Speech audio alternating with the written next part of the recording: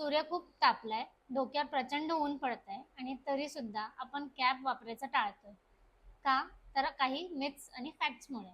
So आज आपण ते डिकोड करूयात. युजुअली आपल्या बोलण्यामध्ये किंवा डिस्कशन्समध्ये असं येतं की कॅप्स वापरल्यामुळे हेअरफॉल होतोय, आपल्या डोक्यावर टक्कल पडेल किंवा सफोकेशन झाल्यामुळे डॅन्ड्रफ होईल आणि त्यामुळे स्कॅल्प इन्फेक्शन पण होईल.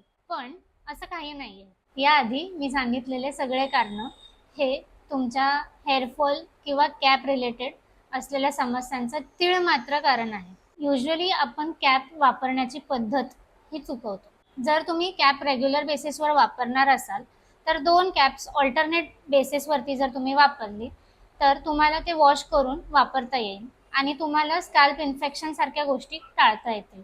त्याचबरोबर जर आपण कॅप थोडी लूज घातली तर आपल्याला एअर कंडिशनिंग आणि व्हेंटिलेशन मेंटेन करता येतं, ज्यामुळे डॅन्ड्रफ बिल्डअप आणि स्कॅल्प इन्फेक्शन हे टाळता येईल.